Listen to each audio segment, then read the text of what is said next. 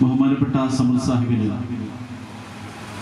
മണ്ണാർക്കാട് ഒരു പരിപാടി 8 മണിക്ക് അവിടെ എത്തിച്ചേരേണ്ടതുണ്ട്. അദ്ദേഹത്തിൻ്റെ അസൗകര്യമൊക്കെ നമ്മോട് അറിയിച്ചിരുന്നെങ്കിലും ഇവിടെ സാന്നിധ്യം ഉണ്ടാകണം എന്ന് നമ്മുടെ വാശിക്ക് മുമ്പിലാണ് അദ്ദേഹം നമ്മുടെ ക്ഷണം സ്വീകരിച്ച് ഇവിടെ എത്തിച്ചേർന്നിരിക്കുന്നത്. അതുകൊണ്ട് അധ്യക്ഷൻ്റെ അവസരം എന്ന് പറഞ്ഞാൽ ആദ്യാവസാനമുണ്ട്. അതുകൊണ്ട് ഏതെങ്കിലും അവസരത്തിൽ അധ്യക്ഷൻ്റെ ആ ഉത്തരവാദിത്വം നിർവഹിക്കാമെന്ന് അറിയിച്ചുകൊണ്ട് ഈ പ്രൗഢഗംഭീരമായ ഈ ചടങ്ങിൽ നമ്മുടെ ഈ വാഗൺ ട്രാജഡി 102ാം വാർഷിക ദിനാചരണ പരിപാടിയിൽ സംസാരിക്കുന്നതിന് വേണ്ടി ബഹുമാനപ്പെട്ട അബ്ദുസ്സമദ് പൂക്കോട്ടൂർ സാഹിബ് അവറുകളെ വളരെ ബഹുമാന പുരസ്സരം സ്വാഗതം ചെയ്യുന്നു, ക്ഷണിക്കുന്നു. അസ്സലാമു അലൈക്കും. തന്റെ അതരങ്ങളിൽ നിന്ന് പെയ്തിറങ്ങുന്ന ശ്രവണസുന്ദരമായ ശബ്ദ സൗന്ദര്യം കൊണ്ട് ജനമനസ്സുകൾ കവരം നിറത്ത അനുഗ്രഹീത പ്രഭാഷകൻ അബ്ദുസ്സമദ് പൂക്കോട്ടൂർ സാഹിബിന് വേദിയിലേക്ക് ഹൃദ്യമായ സ്വാഗതം.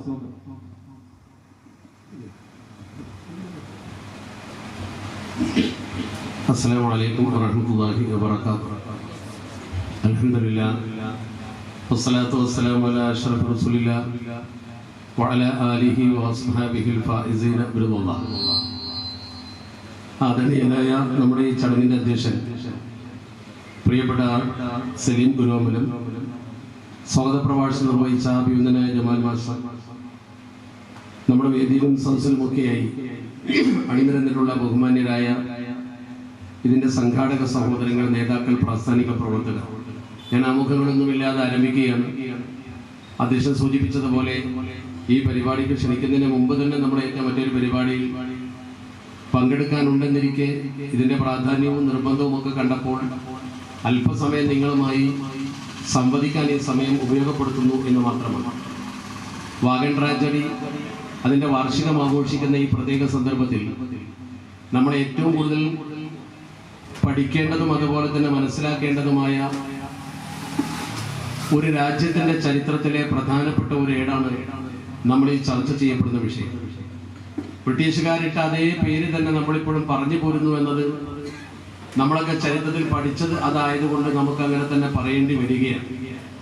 കാരണം ട്രാജഡി എന്ന് പറയുന്നത് നിങ്ങൾക്കൊക്കെ അറിയാം, ഒരു ദുരന്തം അല്ലെങ്കിൽ ദുഃഖപര്യസായ ഒരു സംഭവം എന്നാണ്.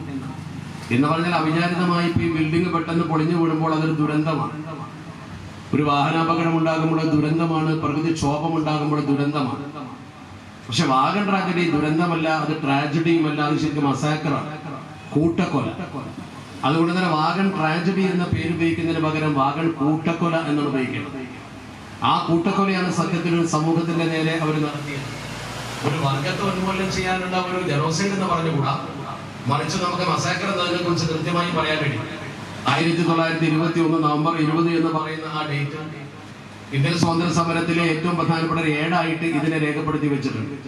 ഞാൻ അതേക്കുറിച്ച് കൂടുതൽ പറയുന്നതിന് കാരണം അതിന്റെ ചരിത്രങ്ങൾ പലപ്പോഴായി നിങ്ങൾ കേട്ടവരായിരിക്കും. അതോടൊപ്പം തന്നെ അതോട് കൂട്ടിച്ചേർത്ത് കാലിക വിഷയങ്ങൾ, പലസ്തീനുമായി ബന്ധപ്പെട്ട കാര്യങ്ങൾ പറയണമെന്ന് അധ്യക്ഷൻ പ്രത്യേകം നിർദ്ദേശിക്കുക കൂടി ചെയ്തതുകൊണ്ട് ഞാൻ അത് സംബന്ധമായി 1-2 കാര്യങ്ങൾ മാത്രം സൂചിപ്പിച്ചുകൊണ്ട് നിങ്ങളോട് എന്റെ കടമ മാത്രം നിർവഹിക്കുകയാണ് ഇപ്പോൾ ചെയ്യുന്നത്. സത്യത്തിൽ ഇങ്ങനെ ഒരു വാഗൺ ട്രെയിനിൽ കൃത്യമായി ഇതിന്റെ കണക്കുകൾ പറയുന്നു 1215 ക്യൂബിക് ഫീറ്റ് ആണ് ശരിക്കും ഒരു വാഗണിൽ ഉള്ളത്. ആ കൊണ്ടുപോയ വാഗൺ എന്ന് പറയുന്ന അതിൽ മദ്രാസ് മറാത്ത കമ്പനിയുടെ വാഗണിൽ ഉള്ളത് 200 മനുഷ്യർ കയറുമ്പോൾ അവർക്ക് 200 കാലുകളുണ്ട്. ആ 200 കാലുകൾ കുത്താൻ യാതൊരുവിധ സൗകര്യവും ഇല്ലാത്തൊരു വാഗണിലാണ് ഈ ആളുകളെ കൊണ്ടുപോയത്. മാത്രമല്ല കൊണ്ടുപോയ രംഗത്തെ കുറിച്ച് പല ചരിത്രകാരന്മാരും പല പുസ്തകങ്ങളിലും വിശദീകരിച്ചിട്ടുണ്ട്. 3-4 ആളുകളെ ഒന്നിച്ച് കൂട്ടിക്കെട്ടിക്കൊണ്ട് മൃഗങ്ങളെ ചിലപ്പോൾ നമ്മൾ കൊണ്ടുപോകുമ്പോൾ പണ്ട് കാലത്തൊക്കെ ഇപ്പോഴെ നിരോധിച്ചിട്ടുണ്ടെങ്കിൽ റോഡിലൂടെ നടത്തിക്കൊണ്ട് പോകുമ്പോൾ 2 മൃഗങ്ങളെ ഒന്നിച്ച് കൂട്ടിക്കെട്ടിക്കൊണ്ട് പോകാറുണ്ട്, അവ ഓടിപ്പോകുന്നതിന് വേണ്ടി. എന്നതുപോലെ മൃഗതുല്യമായ ഒരു പീഡനം അവർക്ക് നൽകിക്കൊണ്ടാണ് 100 ആളുകളെ തിരൂർ റെയിൽവേ സ്റ്റേഷനിൽ അന്ന് കൊണ്ടുവന്നത് എന്ന് പറയുന്നു. അങ്ങനെ റിസർവ് പോലീസിന്റെ സർജൻ എച്ച് ആൻഡ്രൂസിന്റെ നേതൃത്വത്തിലാണ് ആ ആളുകളെ കൊണ്ടുവന്നത്. അങ്ങനെ കൊണ്ടുവന്ന് അവരെ നേരെ വാഗണിൽ കയറ്റി അതിന്റെ ഡോർ അടച്ച് ആ വാഗണിൽ കൃത്യമായി വായു കിടക്കാൻ പോലും സൗകര്യമില്ലാത്തൊരു സംവിധാനമാണ് ഉണ്ടായിരുന്നത്. ഈ സാധനം ഇവിടുന്ന് പുറപ്പെടുമ്പോൾ ആളുകൾ സ്വാഭാവികമായും വായു കിട്ടാതെ വളരെ വിഷമിച്ചു. കാരണം തിരൂർ പോത്തന്നൂരാണ്, 150 കിലോമീറ്റർ ഉണ്ട്. ഈ 150 കിലോമീറ്റർ ഇവിടെ യാത്ര ചെയ്യുമ്പോൾ സ്വാഭാവികമായും ഉണ്ടാകാവുന്ന പ്രശ്നം അറിയാം. അങ്ങനെ അവന് വായു കിട്ടാൻ വേണ്ടി ആടി ഊരിപ്പോയ ഭാഗത്ത് എല്ലാവരും തിരക്ക് കൂട്ടുകയും പരസ്പരം കടിച്ചു കീറുകയും മാന്തുകയും ഒക്കെ ചെയ്തുകൊണ്ട് മലവിസർജനം വരെ നടത്തി. പോത്തന്നൂരിൽ വണ്ടി എത്തുന്ന രംഗം വളരെയധികം അപകടകരമെന്ന് മാത്രമല്ല ഭീകരമാണ്. ആ ഭീകരമായ രംഗം കണ്ടുകൊണ്ട് മയ്യത്തുകൾ സ്വീകരിക്കാൻ പോലും വളരെ ശേഷമാശ തയ്യാറായില്ല. അതേസമയത്ത് ഈ ട്രെയിൻ പോകുന്ന വഴിക്ക് അരമണിക്കൂർ ഷൊർണൂർ നിർത്തി 15 മിനിറ്റ് ഒറ്റപ്പാലത്ത് നിർത്തി. അവിടെ നിർത്തി ആ നിർത്തുന്ന സമയത്തൊക്കെ ആളുകളുടെ വലിയ കരച്ചിൽ കേൾക്കാമായിരുന്നു, വെള്ളം ചോദിക്കുന്നത് കേൾക്കാമായിരുന്നു എന്നൊക്കെ ചരിത്ര ഗ്രന്ഥങ്ങളിൽ പറയുന്നുണ്ട്. വളരെ മനോഹരമായ അത് വിശദീകരിച്ചിട്ടുണ്ട്. അവിടെ അങ്ങനെ 70 പേര് മരിച്ചുവെന്നും ആ മരിച്ച ആളുകളിൽ കൃത്യമായി 44 പേരെ തിരൂരിൽ കൊണ്ടുപോയി അവിടെ കോരങ്ങത്ത് പള്ളിയിൽ മറവ് ചെയ്തു. 8 പേരെ കോട്ടുപള്ളിയിൽ മറവ് ചെയ്തു. ഹൈന്ദവരായ ആളുകളെ തൊട്ടടുത്തുള്ള ഒരു കുന്നിൻ പ്രദേശത്ത്, അത് ഒരു കല്ലുവെട്ട് കുഴിയാണ്, ആ മുത്തൂർ കല്ലുവെട്ടി കുഴിയിൽ അവരെ കൊണ്ടുപോയി അടക്കി എന്നാണ് പറയുന്നത്. ഇവിടെ നമ്മൾ പഠിക്കേണ്ട ഏറ്റവും പ്രധാനപ്പെട്ട ഒരു കാര്യം, ഒന്ന്, ഇത് കേവലം മുസ്ലിങ്ങൾ മാത്രം പങ്കെടുത്ത ഒരു പ്രവർത്തനമല്ല. കാരണം ആ വാഗണിൽ മുസ്ലിങ്ങളുടെ കൂടെ മറ്റുള്ളവരുണ്ടായിരുന്നു. തിരുവങ്ങാടിക്കാരൻ പ്രശസ്തനായ ഒരു കവിയുണ്ട്, MK മുഹമ്മദ് സാഹിബ്. അദ്ദേഹം ഒരു കവിത എഴുതിയിട്ടുണ്ട്.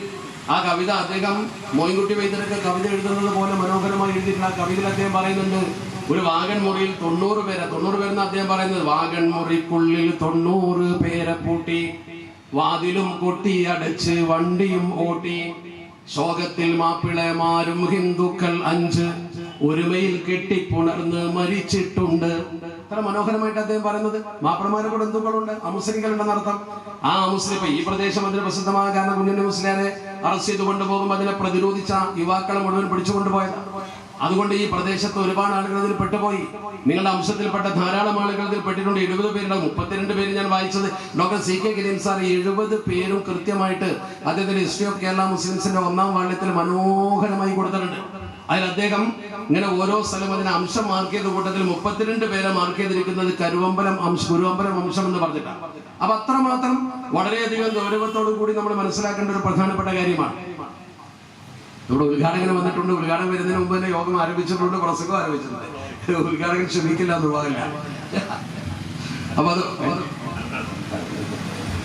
അതുകൊണ്ട് ഞാൻ കൂടുതൽ ദീർഘിപ്പിക്കുന്നില്ല. കാരണം ഉദ്ഘാടനവും അധ്യക്ഷ പ്രസംഗവും ഒക്കെ യോഗത്തിൽ നടക്കേണ്ടതാണ്.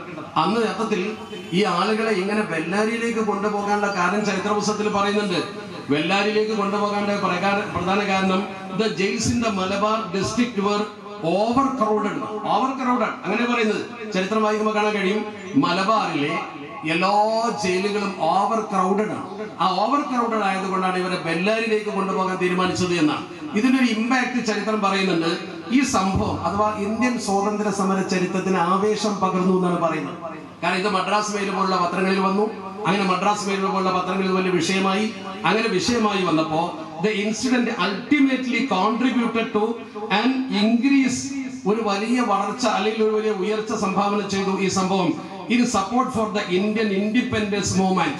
ഇന്ത്യയുടെ ഇൻഡിപെൻഡന്റ് മൂവ്മെന്റിന് ഇത് അൾട്ടിമേറ്റ് ആയിട്ട് ഒരു സപ്പോർട്ട് ചെയ്തു എന്ന് ചരിത്രകാരന്മാർ പറയുമ്പോൾ കൃത്യമായി നമ്മൾ മനസ്സിലാക്കാൻ കഴിയണം, നമ്മുടെ ഈ പൂർവികരുടെ ഈ ത്യാഗോജ്വലമായ പ്രവർത്തനം സത്യത്തിൽ ഇന്ത്യയുടെ സ്വാതന്ത്ര്യ സമരത്തിന് തന്നെ വലിയ ഊർജം പകർന്നു. ആ ഊർജം പകർന്ന സംഭവമായി വലിയ വലിയ ചരിത്രകാരന്മാർ എഴുതുമ്പോൾ നമ്മൾ പോലും അതിനെ അത്ര വലിയ പ്രാധാന്യത്തോടെ കാണുന്നില്ല. നമ്മുടെ കുട്ടികൾക്ക് സ്കൂളിലൊക്കെ കൃത്യമായി പഠിപ്പിച്ചു കൊടുക്കേണ്ട ഏറ്റവും പ്രധാനപ്പെട്ട മതസൗഹാർദ്ദവും കൂടി ഞാൻ പറഞ്ഞില്ലേ, അദ്ദേഹം പറഞ്ഞല്ലോ, MK മുഹമ്മദ് സാഹിബ് പറഞ്ഞല്ലോ, മുസ്ലിങ്ങൾ ഹിന്ദുക്കൾ ശോകത്തിൽ മാപ്പിളമാരും ഹിന്ദുക്കൾ ഒരുമയിൽ കെട്ടിപ്പിടിച്ച് മരിച്ചിട്ടുണ്ടെന്നാണ് അദ്ദേഹം പറയുന്നത്. അങ്ങനെ തന്നെ പറയുന്നുണ്ട്. ആ 5 അമുസ്ലിങ്ങളെ കുറിച്ച് അദ്ദേഹം പറയുന്നു. എണ്ണത്തിലൊക്കെ വ്യത്യാസം ഉണ്ടാകാൻ പഴയ കവികൾ എഴുതുന്നല്ലേ. അങ്ങനെ വരുമ്പോ 2 വിഭാഗം ആളുകളും ഇതിൽ പങ്കെടുത്തിട്ടുണ്ട്. ഇന്ത്യൻ സ്വാതന്ത്ര്യ സമരത്തിൽ മലബാറിൽ നടന്ന സമരം വർഗീയമായിരുന്നില്ല. 1. രണ്ടാമത്തേത് ഇന്ത്യൻ സ്വാതന്ത്ര്യ സമരത്തിന് ഊർജം പകർന്നു. 3. മലബാറിൽ നടന്ന സമരത്തെ കുറിച്ച് ബ്രിട്ടീഷുകാരുടെ തന്നെ കാഴ്ചപ്പാടെന്താ? ഇപ്പൊ നമ്മൾ മലപ്പുറത്ത് MSP ഉണ്ട്. MSP എന്ന മലബാർ സ്പെഷ്യൽ പോലീസ്. ആദ്യം അതിന്റെ പേര് മലപ്പുറം സ്പെഷ്യൽ പോലീസാണ്. ഈ മലപ്പുറം സ്പെഷ്യൽ പോലീസ് എന്ന് 1884 രൂപപ്പെടുന്നത്. അത് എന്തിനു രൂപപ്പെട്ടു എന്ന് നിങ്ങൾ ശരിക്കൊന്ന് പരിശോധിച്ചാൽ MSPയുടെ അതിന്റെ രൂപീകരണ പശ്ചാത്തലം പരിശോധിക്കുമ്പോൾ കാണാൻ കഴിയും. എന്തിനാണ് അത് രൂപപ്പെട്ടത്? അതൊരു താൽക്കാലിക സേനയായിരുന്നു. അതിനെ കുറിച്ച് പറയുന്നത് the troops were temporarily drafted. തൽക്കാലം തട്ടിക്കൂട്ടിയ ഒന്നാണത്. എന്തിന്? അത് ടെമ്പററിലി താൽക്കാലികമായി ഉണ്ടാക്കിയ ഒരു ട്രൂപ്പായിരുന്നു. ഇൻടു എ സ്പെഷ്യൽ ഫോഴ്സ്, ഒരു സ്പെഷ്യൽ ഫോഴ്സ് ആയിരുന്നു. എന്തിന്? To suppress. എന്തിനാണ് അത് രൂപപ്പെടുത്തിയത്? സപ്രസ് എന്ന അടിച്ചമർത്താൻ. അത് അടിച്ചമർത്താൻ വേണ്ടി രൂപപ്പെട്ടതാണ് the rebellion of native Muslim Mappilas. 1997 പിന്നീട് അതിന് ഔദ്യോഗികമായ അംഗീകാരവും അതൊരു സ്ഥിരമായ സേനയുമാക്കി നിർത്തിയത്. ഇന്ത്യ മഹാരാജ്യത്ത് നിങ്ങൾ ശരിക്കും പഠിച്ചു നോക്കും, എത്രയോ സംസ്ഥാനങ്ങളിൽ പ്രശ്നങ്ങളുണ്ട്. ഇപ്പൊ പഞ്ചാബ് സ്പെഷ്യൽ പോലീസ് ഇല്ല, കാശ്മീർ സ്പെഷ്യൽ പോലീസ് ഇല്ല, മലബാർ സ്പെഷ്യൽ പോലീസ്. എന്താ കാരണം? മലബാറിലെ മാപ്പിളമാരുടെ സ്വാതന്ത്ര്യ സമരത്തിന്റെ ശക്തമായ പൊട്ടിപ്പുറപ്പെടൽ, അതിനെ എതിർക്കുന്നതിന് വേണ്ടി ചെയ്ത അതിശക്തമായ പ്രവർത്തനമാണ്, അതിനെ അടിച്ചമർത്താൻ വേണ്ടി ചെയ്ത പ്രവർത്തനമാണ് സാമ്രാജ്യത്വ ശക്തിയുടെ ഈ മലബാർ പ്രദേശം ആകെ വടക്കി ഭരിക്കാവുന്ന തരത്തിലുള്ള ഒരു മലബാർ സ്പെഷ്യൽ ഫോഴ്സ് ഉണ്ടാക്കിയത്. ആ മലബാർ സ്പെഷ്യൽ പോലീസ് തന്നെ MSV. ചുരുക്കത്തിൽ നമ്മുടെ പൂർവികരുടെ ചെറുത്തുനിൽപ്പിന്റെ അടയാളങ്ങളാണ് നമ്മുടെ MSVയും അതുപോലെ തന്നെ നമ്മൾ ഈ ഇപ്പോൾ അനുസ്മരിക്കുന്ന വാഗൺ ട്രാജഡിയും ഒക്കെ. ആ ചെറുത്തുനിൽപ്പ് എന്തിനാ ബ്രിട്ടീഷുകാരോട് നമ്മൾ നടത്തിയത്? നമ്മുടെ നാട്ടിൽ വന്ന് നമ്മുടെ വിഭവങ്ങൾ അവർ ശേഖരിച്ച് നമ്മുടെ നാട്ടിന്റെ സമ്പത്ത് അവർ കൊള്ളയടിച്ച് കൊണ്ടുപോയി നമ്മളെ ഒരു രണ്ടാം തരം പൗരന്മാരാക്കി അവർ ഈ രാജ്യത്തിന്റെ ജന്മിമാരും നമ്മളിവിടുത്തെ കുടിയാന്മാരും പോലെ ഒരു ഭരണം ഇവിടെ നടത്തിയപ്പോഴാണ് സത്യത്തിൽ അതിനെതിരെയുള്ള ശക്തമായ ഒരു പ്രതികരണം ഇവിടെ ഉണ്ടായത്. അതെല്ലാ ജാതി മതസ്ഥരും ഒരുമയോടെ കൂടി ചേർന്നുകൊണ്ട് നടത്തിയതാണ്. അത് ഏതെങ്കിലും ഒരു മതത്തിന്റെ മൂവ്മെന്റ് അല്ല. 1921 ആണെങ്കിലും അങ്ങനെ തന്നെയാണ്. 1921 എന്തിനാ ഗാന്ധിജി വന്നിട്ട് ഖിലാഫത്ത് മൂവ്മെന്റിനെ ദേശീയ സമരവുമായി ബന്ധിപ്പിച്ചത്? അതിന്റെ പശ്ചാത്തലം പഠിച്ചു നോക്കൂ നിങ്ങൾ. ഇന്നത്തെ പലസ്തീൻ പ്രശ്നവുമായി ഇതിന് ബന്ധമുണ്ട്. ഇന്നത്തെ പാലസ്തീൻ പ്രശ്നവുമായി ഇതിന് ബന്ധമുണ്ടെന്ന് പറഞ്ഞാൽ 1914 ഒന്നാം ലോക മഹായുദ്ധം നടക്കുമ്പോൾ ഒന്നാം ലോക മഹായുദ്ധത്തിൽ സഖ്യകക്ഷികൾ എന്ന് പറയുന്ന ഇംഗ്ലണ്ടിന്റെ നേതൃത്വത്തിലുള്ള റഷ്യയും അതുപോലെ തന്നെ ഫ്രാൻസും പിന്നെ ചില രാജ്യങ്ങളും കൂടി ചേർന്നുള്ള ഇംഗ്ലണ്ട്, റഷ്യ, ഫ്രാൻസ്, ഇവര് 3 പേരും കൂടി നിന്നുകൊണ്ട് അതിശക്തമായ ലോകമഹായുദ്ധം ആരംഭിക്കുകയാണ്. ആ ലോകമഹായുദ്ധത്തിൽ ആരോടാ അവർ എതിർക്കുന്നത്? ജർമ്മനിയോട്. ജർമ്മനിക്കാരാ പിൻബലം കൊടുക്കുന്നത് തുർക്കി ഖിലാഫത്ത്. തുർക്കി ഖിലാഫത്ത് എന്ന് പറഞ്ഞാൽ തുർക്കി ആസ്ഥാനമായ ഒട്ടോമൻ ഭരണകൂടമാണ്. ഒട്ടോമൻ ഭരണകൂടം എന്ന് പറഞ്ഞാൽ അത് ഉസ്മാനിയ ഖിലാഫത്ത. ഉസ്മാൻ എന്നത് ഇംഗ്ലീഷിൽ ഓത്ത്മാൻ എഴുതുകയും ഒട്ടോമൻ എന്ന് വായിക്കുകയും ചെയ്തു. അതാണ് സംഭവം. നിങ്ങളൊന്ന് പരിശോധിച്ചു നോക്കും, ലോകത്തെ ഏറ്റവും ഭൂവിസ്തൃതിയുള്ള പ്രദേശമാണ് തുർക്കി. കംപ്ലീറ്റ് അവരുടെ കയ്യില് അവര് മൊത്തത്തിൽ വിശാല വിസ്തൃതമായ ഒരു സാമ്രാജ്യമാണ് കെട്ടിപ്പടുത്തത്. ഇന്നത്തെ അറേബ്യ മുഴുവൻ, ഇന്നത്തെ സൗദി അറേബ്യ, അന്ന് ഹിജാസാണ്, ഇന്നത്തെ അറബ് ബെൽറ്റ്, അതുപോലെ തന്നെ ഈജിപ്ത്, ഇറാഖ്, ഇറാന്, യമന്, എല്ലാ ബുഡാപെസ്റ്റ് അങ്ങോട്ടുള്ള ആഫ്രിക്കൻ രാജ്യങ്ങളുടെ അറ്റം വരെയുള്ള വടക്കും കിഴക്കും പരന്നു കിടക്കുന്ന വലിയൊരു രാജ്യം, വലിയ സൈനിക ശക്തി. അവരുടെ ഭരണത്തിന്റെ ആ പ്രോജ്വലത മനസ്സിലാകണമെങ്കിൽ ശരിക്കും തുർക്കി പോകണം. തുർക്കിയിൽ ചെന്നാൽ അവിടെയുണ്ട് തോപ്കാപ്പി മ്യൂസിയം. തോപ്കാപ്പി മ്യൂസിയം പരിശോധിച്ചാൽ ആ തോപ്കാപ്പി മ്യൂസിയത്തിൽ അവർ ലോകത്തുള്ള ഒരുപാട് ഭരണകാലഘട്ടത്തിലെ ചരിത്ര ചിത്രങ്ങൾ നിരത്തി വെച്ചിട്ടുണ്ട്. അത്ര വലിയ വിശാലമായ രാജ്യമാണ് അവർക്കുണ്ടായിരുന്നത്. ആ രാജ്യത്തിന്റെ പരിപൂർണ പിൻബലമാണ് അന്ന് യഥാർത്ഥത്തിൽ ഈ ഒട്ടോമൻ ഭരണകൂടത്തിന്റെ പിൻബലമാണ് ജർമ്മനിക്ക് കിട്ടിയത്. അതുകൊണ്ടാണ് ഇവർക്ക് പരാജയപ്പെടുത്താൻ കഴിയാതിരുന്നത്. അങ്ങനെ ജർമ്മനി ഒരു ഭാഗത്തും ജർമ്മനിയെ സഹായിച്ചുകൊണ്ട് ഒട്ടോമൻ ഖിലാഫത്ത്, തുർക്കി ഖിലാഫത്ത്, അവരാണ് ഹറം ഭരിക്കുന്നത്. കാരണം സൗദി അറേബ്യ അന്നില്ല, അന്ന് ഹിജാസ് ആണ്. അവരാണ് മക്ക ഹറമും മദീന ഹറമും ഭരിക്കുന്നത്. അതുകൊണ്ട് തന്നെ അവർക്ക് ലോകത്ത് ജനങ്ങൾക്കിടയിൽ വലിയ സ്ഥാനം ഉണ്ടായിരുന്നു. അന്ന് ഈ അഗ്രസീവ് നാഷണലിസം എന്ന് പറയുന്ന ഭ്രാന്തമായ ദേശീയത വളർന്നിട്ടില്ല. അതുകൊണ്ട് അവിടുത്തെ ഖലീഫയെ സംരക്ഷിക്കാൻ വേണ്ടിയാണ് നമ്മൾ ഇവിടെ ഖിലാഫത്ത് കമ്മിറ്റി ഉണ്ടാക്കിയത്. അന്ന് ഈ ഭ്രാന്തൻ ദേശീയത ഇല്ല. അവിടുത്തെ ഖലീഫ എന്തിനാണ് നമ്മൾ സംരക്ഷിക്കുന്നു ചിന്തിച്ചില്ല. എന്താ കാര്യം? അവിടെ തുർക്കി ഖിലാഫത്ത് മുസ്ലിംകളുടെ ആത്മീയ നേതൃത്വമാണ്. അതുകൊണ്ട് അതിലൂടെ ഖിലാഫത്ത് കമ്മിറ്റി ഉണ്ടായി. ഈ ഖിലാഫ് നമുക്കിവിടെ ഖലീഫ ഒന്നും ഉണ്ടായിരുന്നില്ലല്ലോ. ഇവിടെ ഖലീഫ ഉണ്ടായിരുന്നില്ല, ഇവിടെ ഖിലാഫത്ത് ഇല്ല. പിന്നെ എന്തിനാ ഇവിടെ ഖിലാഫത്ത് കമ്മിറ്റി ഉണ്ടായത്? തുർക്കി ഖലീഫയുടെ സംരക്ഷണത്തിന് പ്രാർത്ഥിക്കാൻ വേണ്ടി. അതിനെ സമരമുഖത്തേക്ക് ഇറക്കിയതാര? ഗാന്ധിജി. 1920 ഗാന്ധിജി കോഴിക്കോട്ട് മൗലാന ഷൗക്കത്ത് അലിയെ കൊണ്ടുവന്നു. ഇന്നലെ ഗാന്ധിജി ഒരു പ്രസംഗം നടത്തി. മില്ലർ സാഹിബിന്റെ പുസ്തകത്തിന്റെ പരിശോധിച്ച കാണാൻ കഴിയും. അദ്ദേഹം വന്നിട്ട് പറഞ്ഞത് 3 കൂട്ടർ കൈകോർത്ത് പിടിച്ചു നിന്നാൽ. ആരാ 3 കൂട്ടര്? ഒന്ന്, ഗാന്ധിജി നേതൃത്വം കൊടുക്കുന്ന Indian national Congress. Indian national കോൺഗ്രസിന്റെ ദേശീയ സമരത്തോടൊപ്പം കുടിയാന്മാര് നിൽക്കണം. ബ്രിട്ടീഷുകാരെ പിന്തുണക്കുന്ന ജന്മിമാരെ പീഡിപ്പിക്കുന്ന കുടിയാന്മാരെ നിൽക്കണം. കൂട്ടത്തിൽ ഖിലാഫത്ത് കമ്മിറ്റി നിൽക്കണം. നമ്മൾ 3 പേരും ഒരുമിച്ച് നിന്ന് ബ്രിട്ടീഷുകാരോട് പൊരുതിയാൽ we can drive out the British government within 1 year. ഒറ്റ കൊല്ലം കൊണ്ട് ബ്രിട്ടീഷുകാരെ പുറത്താക്കാൻ കഴിയും നമുക്ക്. അതിൽ മുദ്രാവാക്യം കേട്ട് സിന്ദാബാദ് വിളിച്ചിട്ടാണ് നമ്മുടെ മാപ്പിളമാരോട് പോകുന്നത്. ഞാൻ പറയുന്നത്, അന്ന് ഈ ചെറുത്തുനിൽപ്പ് ബ്രിട്ടനെതിരെ എന്തുകൊണ്ട് നടത്തി? ബ്രിട്ടൻ ഇവിടെ അടിമത്തം ഈ സമൂഹത്തിന്റെ മേൽ അടിച്ചേൽപ്പിച്ചതുകൊണ്ട്. അതുകൊണ്ട് തന്നെ ഇതേ രീതിയിലുള്ള ഒരു പ്രവർത്തനമാണ് ഇപ്പോൾ നടക്കുന്നത്. ഈ പ്രത്യേകിച്ച് യുദ്ധം നടക്കുന്ന പ്രദേശം, ആ യുദ്ധം നടക്കുന്ന പ്രദേശത്തെ യുദ്ധം എന്ന് പറയുന്നത്, അതിന് യുദ്ധം എന്ന് പറഞ്ഞൂടാ. എങ്ങനെ അതിന് യുദ്ധം എന്ന് പറയാ? നിരായുധരായ സമൂഹത്തിന് മേൽ മറ്റുള്ളവർ കൊണ്ടുപോയി ബോംബിടുകയും അന്താരാഷ്ട്ര നീതിന്യായ വ്യവസ്ഥകളെ മുഴുവൻ കാറ്റിൽ പറത്തിക്കൊണ്ട്, UN നിയമവും ചാർട്ടറും അതുപോലെ തന്നെ റെഡ് ക്രോസിന്റെ നിയമവും ഒക്കെ കാറ്റിൽ പറത്തിക്കൊണ്ട് അവർ കൊണ്ടുപോയിട്ട് ബോംബിടുക. ആശുപത്രിക്ക് ബോംബിടുന്നു. ചരിത്രത്തിൽ നിങ്ങൾ കേട്ടിട്ടുണ്ടോ അങ്ങനെ ആശുപത്രിക്ക് ബോംബിടൽ? അതുപോലെ തന്നെ കൊച്ചു കുഞ്ഞുങ്ങളെ അവർ കൊല വിളിക്കുന്നു. അവർ തന്നെ ആയുധം കൊണ്ടുപോയി ആശുപത്രിയിൽ വെക്കുന്നു. എന്നിട്ട് ആശുപത്രിയിൽ ആയുധമുണ്ടെന്ന് വരുത്തി തീർക്കുന്നു. ആശുപത്രിക്കുള്ളിൽ ബങ്കറുകൾ ഉണ്ടെന്ന് വരുത്തി തീർക്കുന്നു. ഒന്നുമില്ല, കണ്ടുപിടിക്കാൻ കഴിഞ്ഞിട്ടില്ല. എന്നിട്ട് വാർത്താ മാധ്യമങ്ങളെ കൂട്ടുപിടിച്ചുകൊണ്ട് മുസ്ലിം സമൂഹത്തിന്റെ മേൽ തെറ്റായ വളരെ മോശപ്പെട്ട അഭിപ്രായങ്ങൾ പ്രകടമാക്കിക്കൊണ്ട് ഒരു സമൂഹത്തിന്റെ മുഖം വികൃതമാക്കുന്നു. എന്നിട്ട് ഇത് മുസ്ലിം ജൂത യുദ്ധമാക്കുന്നു. സത്യത്തിൽ ജൂത സമൂഹമായി ലോകത്തെ മുസ്ലിങ്ങൾക്ക് അങ്ങനെ ഒരു വംശീയ ഉന്മൂലനം ഉണ്ടായിട്ടില്ല. നിങ്ങൾ ചരിത്രം പഠിച്ചു നോക്ക്, ഒരിക്കലും ഉണ്ടായിട്ടില്ല. ജൂതന്മാർക്ക് ഇനിയിപ്പോ അങ്ങനെ ഒരു വംശീയ ഉന്മൂലനം ഇല്ല, ലോക ചരിത്രത്തിൽ ഇല്ലല്ലോ. ലോകത്തിന്റെ ചരിത്രത്തിൽ പരിശുദ്ധ പ്രവാചകർ മദീനയിൽ ജീവിക്കുന്ന കാലഘട്ടത്തിൽ ഇവരുമായി ചില കരാറുകൾ ഉണ്ടാക്കിയിരുന്നു. ആ കരാറ് ലംഘിച്ച ജൂതന്മാരുമായി സ്വാഭാവികമായി ഉണ്ടാകുന്ന നടപടിക്രമങ്ങൾ സ്വീകരിച്ചു എന്നല്ലാതെ ലോകത്ത് മുസ്ലിങ്ങളും ഈ ജൂതന്മാരും തമ്മിൽ ഒരു വംശീയ വർഗീയ സംഘടനം ചരിത്ര പുസ്തകത്തിൽ എവിടെയാണുള്ളത്? എവിടെയാ മുസ്ലിങ്ങൾ അങ്ങനെ ചെയ്തിട്ടുള്ളത്? ലോകത്ത് ഇവർ പീഡിപ്പിക്കപ്പെട്ട വർഗമാണ്, അതൊരു വസ്തുതയാണ്. അവരെ പീഡിപ്പിച്ച ഏറ്റവും പ്രധാനപ്പെട്ട ഭരണകൂടം എന്ന് പറയുന്നത് റോമ സാമ്രാജ്യത്തിന്റെ ഭരണമാണ്, അഥവാ ക്രൈസ്തവ ഭരണമാണ്. അതിനൊരു അടിസ്ഥാന കാരണമുണ്ട്. അതിന്റെ അടിസ്ഥാന കാരണം എന്ന് പറഞ്ഞാൽ യേശു ക്രിസ്തുവിനെ കുരിശിലേറ്റിയത് ജൂതനാണെന്ന് അവർ വിശ്വസിക്കുന്നു. അതവരുടെ വിശ്വാസമാണ്. നമ്മൾ യേശു ക്രിസ്തുവിനെ ഈസാ നബി എന്ന രീതിയിൽ അനുകൂലിക്കുന്നു. നമ്മൾ മൂസാ നബി അലൈഹി സ്വലാത്തു വസ്സലാമിനെ മൂസാ പ്രവാചകർ എന്ന രീതിയിൽ അനുകൂലിക്കുന്നു. നമുക്കതിന് തർക്കമില്ലല്ലോ. നമ്മൾ ഈ എല്ലാ പ്രവാചകന്മാരെയും അംഗീകരിക്കുന്നു. മൂസാ നബിയിൽ വിശ്വാസം അവസാനിപ്പിച്ചവരാണ് ശരിക്കും ജൂതന്മാർ. അതിന്റെ താഴെയുള്ള പ്രവാചകന്മാർ അവർ അംഗീകരിക്കില്ല. അതിന്റെ മുകളിലുള്ള എല്ലാ പ്രവാചകന്മാരെയും അവർ അംഗീകരിക്കും. ഈസാ നബിയിൽ വിശ്വാസം അവസാനിപ്പിച്ചവരാണ് ശരിക്കും ക്രിസ്ത്യാനികൾ. അവരതിന്റെ താഴെയുള്ള പ്രവാചകരെ അംഗീകരിക്കില്ല. അതിന്റെ മുകളിലുള്ള എല്ലാ പ്രവാചകന്മാരെ അംഗീകരിക്കും. അപ്പോൾ അവർ ഇബ്രാഹിം നബി അലൈഹി സ്വലാത്തു വസ്സലാം അംഗീകരിക്കുന്നു, നമ്മൾ അംഗീകരിക്കുന്നു.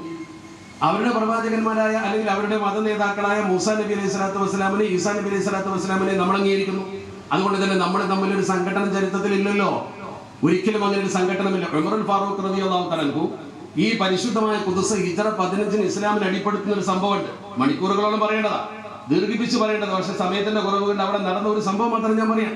ഉമറുൽ ഫാറൂഖ് റളിയല്ലാഹു തആല അവിടെ വന്നപ്പോ ഈ ഹോളി സഭയിലേക്ക് വെച്ചവർക്ക് നിസ്കരിക്കാൻ ക്ഷണിച്ചതും അദ്ദേഹം നിസ്കരിക്കാതിരുന്നതും പുറത്തിറങ്ങി നിസ്കരിച്ചതും എല്ലാവർക്കും അറിയാം.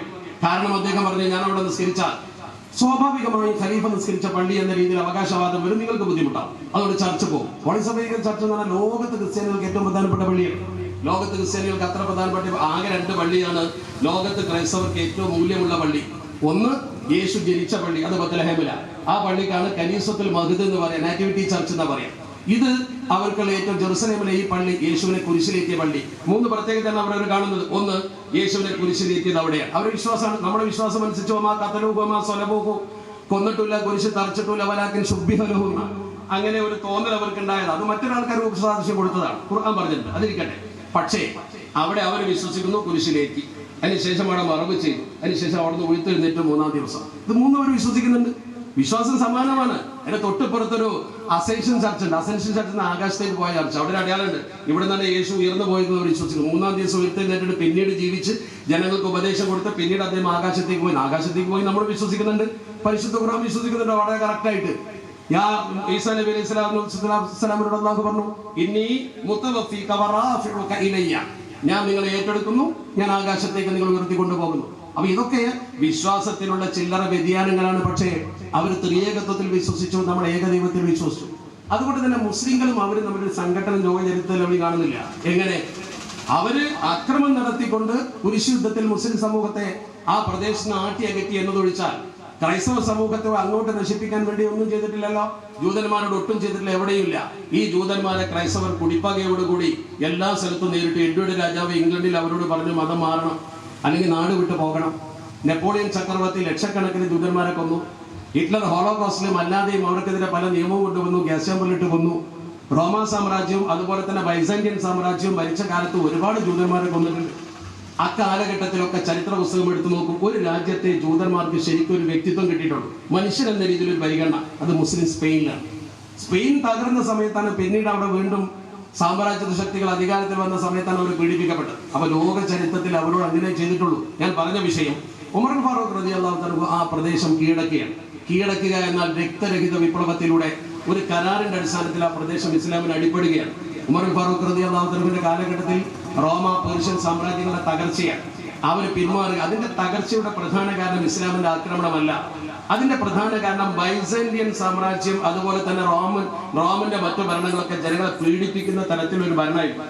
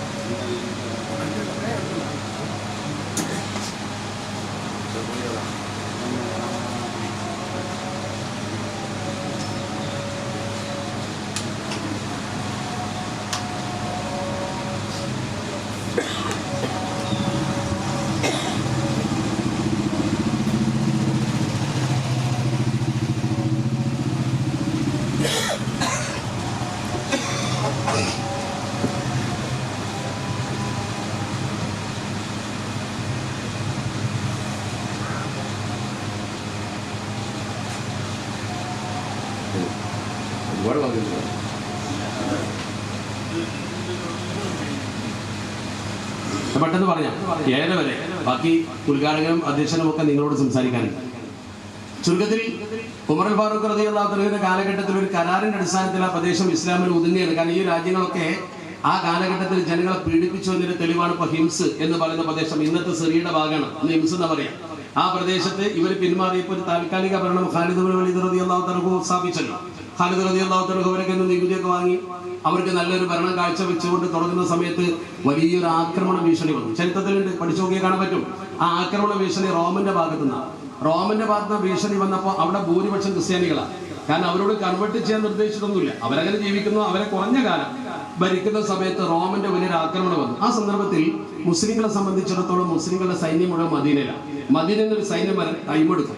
ഇവിടെ ഒരു താൽക്കാലിക ഭരണകൂടം സ്ഥാപിച്ച് ആ പ്രദേശം അവർ ഭരണം ഒഴിഞ്ഞതുകൊണ്ട് മുസ്ലിങ്ങളുടെ കയ്യിൽ വന്നപ്പോൾ ജനങ്ങളെ സംരക്ഷിക്കാൻ വേണ്ടി ഇസ്ലാം ഒരു പടം നയിച്ചത് കൊണ്ട് അവർക്കൊരു ബാധ്യത ഉണ്ട്. ജനങ്ങളെ അവർ ഒരു ഭരണത്തിന്റെ കീഴിൽ കൊണ്ടുവന്നു. അങ്ങനെ ഇരിക്കെ ഈ ആക്രമണ ഭീഷണി കേട്ടപ്പോ ബഹുമാനപ്പെട്ട ഖാലിദ് റളിയല്ലാഹു അൻഹു സൈന്യം ഇവിടെ വന്നവരെ പ്രതിരോധിക്കാൻ കഴിയാത്തത് കൊണ്ട് തൽക്കാലം നമ്മൾ ഭരണം ഒഴിയുക എന്ന് തീരുമാനിച്ചു. അങ്ങനെ ഭരണം ഒഴിയാൻ തീരുമാനിച്ചപ്പോൾ ചരിത്രത്തിൽ ഇല്ലാത്തൊരു സംഭവം നടന്നു. ലോക ചരിത്രത്തിൽ എവിടെയെങ്കിലും നിങ്ങൾ കേട്ടിട്ടുണ്ടാവും? ജനങ്ങളെ കൂടെ വിളിച്ചുകൂട്ടി, ക്രിസ്ത്യാനികളെ കൂടെ വിളിച്ചുകൂട്ടി പൗരന്മാരെ. ആ പൗരന്മാരോട് പറഞ്ഞു, ലഖദ് അഖദ്നാ മിൻകുമുൽ ജിസിയത, ഞങ്ങൾ നിങ്ങളെ കയ്യിൽ നിന്ന് ജിസിയ വാങ്ങി, നികുതി വാങ്ങി. എന്തിനാ? മിൻ അജ്ലി സൗനി അർവാഹിക്കും അംവാലിക്കും, നിങ്ങളെ ജീവനും സ്വത്തിനും സംരക്ഷണം നൽകാനാണ്. പക്ഷെ ഇപ്പൊ ഒരു പ്രശ്നമുണ്ട്. ഞങ്ങളിപ്പോ അത് ഒരു ശത്രു പുറപ്പെട്ടിട്ടുണ്ട് ഞങ്ങൾ മനസ്സിലാക്കി. ലാ ത്വാഖത ലനാ ബിലിഖായിഹി, ചരിത്രം അങ്ങനെ പറയുന്നുണ്ട്. ഞങ്ങൾക്ക് അവരോട് ഇപ്പോൾ സമരം ചെയ്ത് നിൽക്കാനുള്ള ഒരു കഴിവില്ല. കാരണം നിങ്ങളെ സൈന്യം മദീനയിൽ, അത് വന്ന് സമരം ചെയ്യാൻ കഴിയില്ല. അതുകൊണ്ട് ഞങ്ങൾ പിന്മാറാൻ തീരുമാനിച്ചിട്ടുണ്ട്. ഞങ്ങൾ പിന്മാറാൻ തീരുമാനിച്ചു പറഞ്ഞാൽ ഞങ്ങൾ നിങ്ങളെ ഭരണത്തിൽ നിന്ന് പിന്മാറുകയാണ്. നമുക്ക് നിങ്ങൾ ഇസ്ലാം ചെയ്യുന്ന, അല്ലെങ്കിൽ അവർ വന്ന് നിങ്ങളെ ആക്രമിക്കുമ്പോൾ ഞങ്ങളുടെ ഭരണത്തെ ആക്രമിച്ച് നിങ്ങൾക്കും കൂടി ഒരു പീഡനം വേണ്ട. ഞങ്ങൾ ഈ രാജ്യത്തെ ഭരണം ഒഴിയുന്നു. അതുകൊണ്ട് വലിയ അജലി ദാലിക, ഇതാണ് പ്രധാനം. ഞങ്ങൾ രാജ്യത്ത് നിന്ന് പിന്മാറുന്നു എന്ന കാരണത്താൽ സനുഈദുലകുമുൽ ജിസിയ, വാങ്ങിയ നികുതി തിരിച്ചു തരാൻ. വാങ്ങിയ നികുതി തിരിച്ചു തരാൻ ലോകത്തിൽ നിന്ന് കേട്ടിട്ടുണ്ടോ? വാങ്ങിയ നികുതി തിരിച്ചു കൊടുക്കാൻ വേണ്ടിയാണ് നിങ്ങളെ വിളിച്ചത് എന്ന് പറഞ്ഞു. ക്രിസ്ത്യാനികൾ ഒരു പാതിൽ എഴുന്നേറ്റു. അയാൾ എഴുന്നേറ്റ് പറഞ്ഞു, അയ്യുഹൽ ഖായിദ്, ഓ ലീഡർ, ഒരു കാര്യം പറയാൻ അതിന് അവസരം തരണമെന്നോ പറഞ്ഞോളൂ. അദ്ദേഹം പറഞ്ഞു വാചകം ശ്രദ്ധിക്കണം. ലഖദ് അറഫ്നാ ഫീ അയ്യാമിൻ ഖലീലത്തിൻ അദ്ലകും വഇഹ്സാനകും, നിങ്ങൾ കുറച്ച് കാലമല്ലേ ഞങ്ങൾ ഭരിച്ചിട്ടുള്ളൂ. നിങ്ങളെ നീതിബോധം, നിങ്ങൾ ഭരണത്തിന്റെ ആ മനോഹരമായ അദലും ഇഹ്സാനും, നീതിയും നന്മയും ഞങ്ങൾക്ക് ബോധിച്ചു.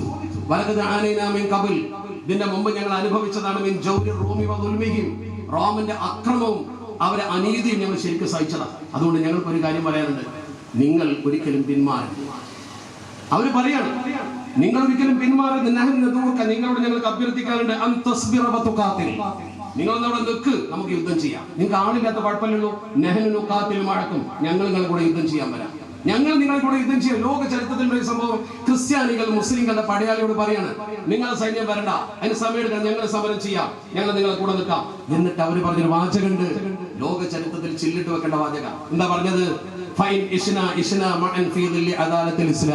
ഞങ്ങൾക്കൊരു ജീവിതമുണ്ടെങ്കിൽ അത് ഇസ്ലാമിന്റെ നീതിയുടെ തണലിലായിരിക്കും.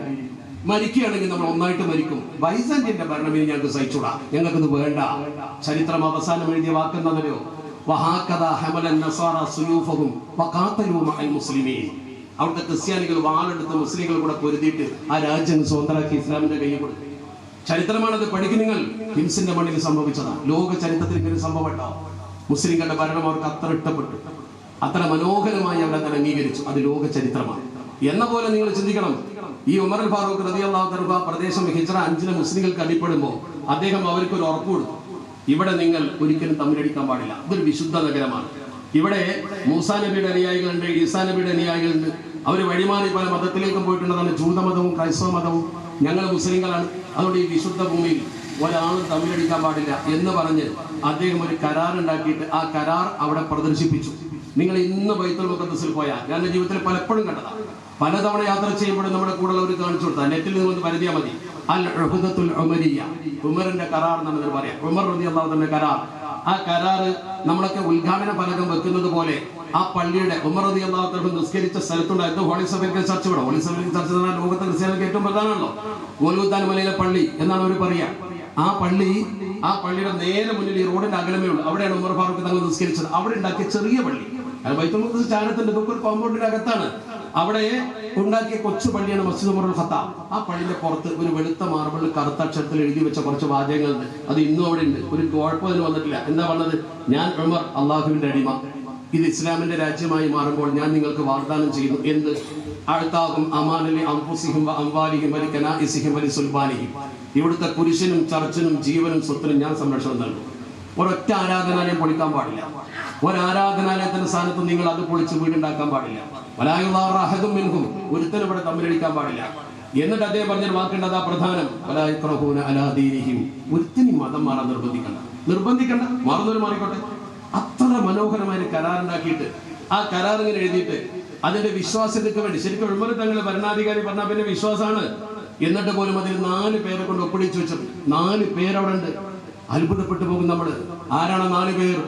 ബഹുമാനപ്പെട്ട മുആവിയത്ത് അബൂ സുഫിയാൻ റളിയല്ലാഹു തആല, അംർ ഇബ്നു അസ് റളിയല്ലാഹു തആല. നോക്കണം നിങ്ങൾ, വലിയ വലിയ പണ്ഡിതന്മാർ, വലിയ മഹത്തുക്കൾ, അബൂബൈദ റളിയല്ലാഹു തആല അടക്കമുള്ള മഹാന്മാർ. അത് കൃത്യമായി അവിടെ ഖാലിദ് ഇബ്നുൽ വലീദ് റളിയല്ലാഹു തആല ഈ 4 പേരുടെ പേരെഴുതി ഒപ്പിട്ടിരിക്കുന്നു.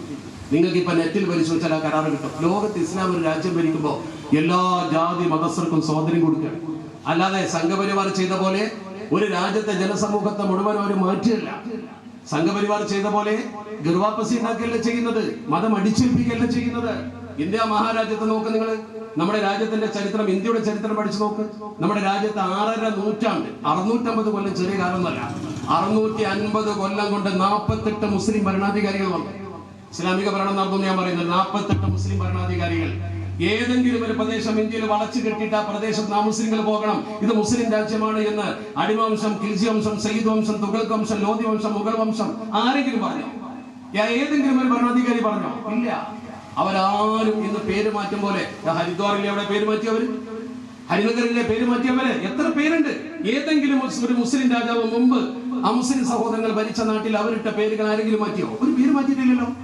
നമ്മുടെ രാജ്യത്ത് ഇപ്പൊ നടക്കുന്ന എന്താ? ഈ രീതിയിൽ വംശീയത ഉണ്ടാക്കുക, പേരിൽ പോലും വർഗീയത.